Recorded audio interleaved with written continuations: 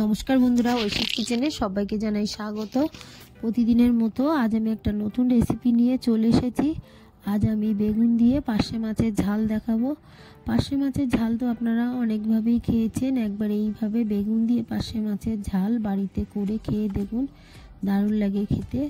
প্রথমেই দেখুন গ্যাসে কড়া বসিয়ে দিয়ে তেল গরম করে লবণ হলুদ মাখিয়ে পার্শে মাছগুলোকে দিয়েছি। এই মাছগুলোকে আমি এপিট ওপিট করে ভালো করে ভেজে নেব।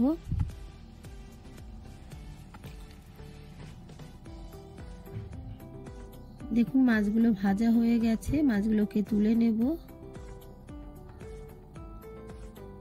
এই তেলের মধ্যে বাকি পার্শে মাছগুলোকে দিয়ে ভেজে নেব।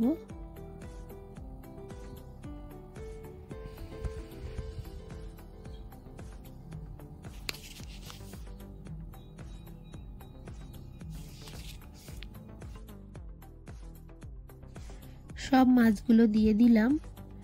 কিছুক্ষণ রেখে দেওয়ার পর মাছগুলোকে আমি উল্টে পাল্টে ভালো করে ভেজে নেব।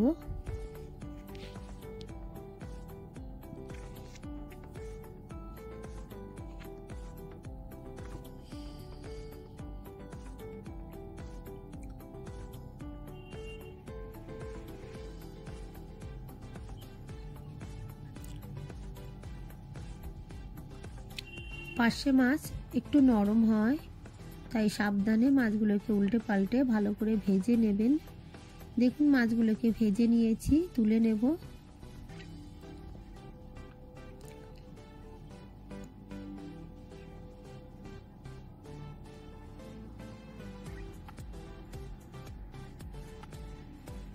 সব মাছগুলোকে আমি ভালো করে ভেজে তুলে নিয়ে এই তেলের মধ্যে কেটে রাখা বেগুন দেব। একটা বেগুনকে আমি লম্বা লম্বা করে কেটে নিয়েছি। দিয়ে দিলাম খুবই অল্প লবণ, দিয়ে দেব অল্প একটু হলুদ গুঁড়ো। বেগুনটাকে নেড়ে বেশ ভাজা ভাজা করে, আমরা যেমন বেগুন ভাজা করি তেমনই খুব ভালো করে বেগুনটাকে ভেজে নেব।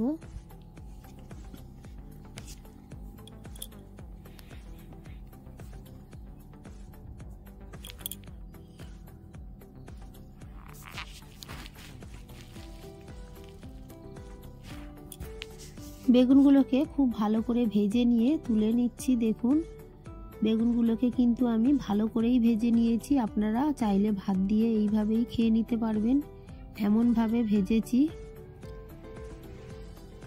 কড়ার মধ্যে আরও একটু সর্ষের তেল আমি দিয়ে দিলাম। দিয়ে দেব হাফ টিস্পুন কালো জিরে। ফোড়নটাকে কয়েক সেকেন্ড ভেজে নেব। ফোড়নটা ভাজা হয়ে গেলে এর মধ্যে দিয়ে দেব পোস্ত, কাঁচা লঙ্কা বাটা, দিয়ে অল্প একটু সর্ষে বাটার জল দিয়ে দিলাম। দিয়ে ভালো করে পোস্তর কাঁচা গন্ধ না যাওয়া পর্যন্ত আমি নেড়ে নেব।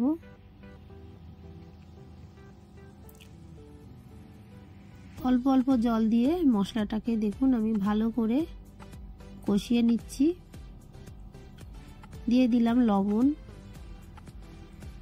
আমি সর্ষে বাটার সময় লবণ দিয়েছি, তাই অল্প লবণ দিলাম। দিয়ে দিলাম হলুদ গুঁড়ো। দেখুন মশলা দিয়ে তেল বেরোচ্ছে, আমার পোস্তটা খুব ভালো করে কষিয়ে নেওয়া হয়ে গেছে। এই সময় দিয়ে দেব সর্ষে বাটা জল। সর্ষেটাকে আমি বেটে জলের মধ্যে দিয়ে উপর থেকে জলগুলো দিয়ে দেব, আর সর্ষের খোসাটা ফেলে দেব। দেখুন ছাঁকনি দিয়ে আমি ছেঁকে পরিষ্কার করে খোসাগুলোকে ফেলে দেব।